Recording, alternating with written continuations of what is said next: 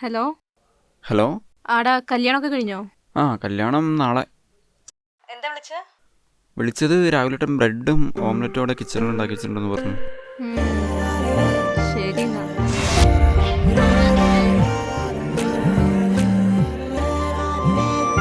Hello അതെ ചായ അടുക്കള വെച്ചിട്ടുണ്ടെന്ന് പറയാൻ പറഞ്ഞു. ശരി. അല്ല നിന്റെ രാഹുലേട്ടനെ വേറെ എന്തെങ്കിലും പറഞ്ഞിട്ടുണ്ടോ?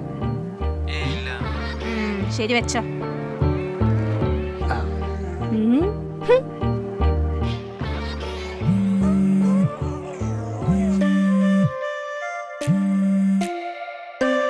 ഹലോ രാഹുലേട്ടൻ അവിടെ ഇല്ലേ?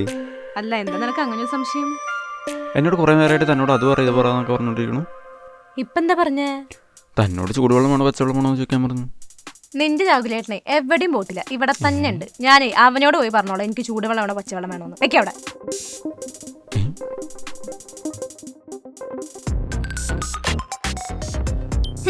എനിക്കൊന്നും വേണ്ട അതിനും ബ്രെഡ് മുട്ടി. അയ്യോ ഇയാളിപ്പോ കൂച്ചോണ്ടിരിക്കണ ചായ ഞാൻ ഉണ്ടാക്കിയത്.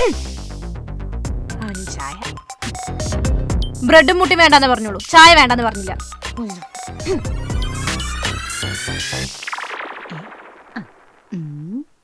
എന്താണ് കുട്ടി, പാർട്ടിയൊക്കെ കഴിഞ്ഞിട്ട് ക്ഷീണമാണോ? പാർട്ടി കഴിഞ്ഞതിന് ശേഷം ശരിക്കും ക്ഷീണായത്. ആഹാ നീ പറയുന്ന കേട്ടാ ഞാൻ കാരണം നീ പാർട്ടി വെച്ചെന്ന് തോന്നൂലോ. ഓടി പാർട്ടി വെച്ചത് നിനക്ക് വിളിച്ചത് എന്റെ മിസ്റ്റേക്കാ. അവനെവിടെ എനിക്കൊന്നും അറിയാൻ പാടില്ല, എങ്ങോട്ട് പോയി. എടാ ഞാനും അവളോട്ട് ഇന്നലെ വീണ്ടും വഴക്കായടാ. ഒരാൾ സീരിയസ് ആയിട്ട് വിഷമം പറഞ്ഞുകൊണ്ടിരിക്കുമ്പോഴാണ് ഓരോ സാധനങ്ങളെടുത്ത് വിരലിട്ട് കളിക്കുന്നേ. നീ പറ. ഇന്നലെ ഞാൻ അവളടുത്ത് കല്യാണ കാര്യം പറഞ്ഞപ്പം മുഖത്തടിച്ചു പോലെ അവൾ പറഞ്ഞതാ പറ്റത്തില്ല എന്ന്. What A honest girl. നിനക്ക് അവളോട് റീസൺ ചോദിച്ചിട്ടായിരുന്നു, അപ്പോഴേ അവൾ ഹോണസ്റ്റ് ആയിട്ട് ഉത്തരം പറഞ്ഞല്ലോ. റീസൺ ചോദിച്ചപ്പം ഒന്നും മിണ്ടാതെ അവൾ റൂമിൽ നിന്ന് ഇറങ്ങിപ്പോയി. ഇനി ഞാൻ ചോദിക്കുകയാണെങ്കിൽ എൻ്റെ ജീവിതത്തിൽ നിന്ന് അവൾ ഇറങ്ങിപ്പോകും. ഓ അങ്ങനെ പോരാതെ അവൾ എന്നെ ഇറങ്ങിപ്പോയാണ്. സമാധാനത്തോടൊക്കെ ചോദിച്ചാൽ അവൾ പറയും. സാധാരണ ആണുങ്ങളോട് കല്യാണക്കാര്യം പറഞ്ഞ അവന്മാരെ ഓടാറാ പതിവ്.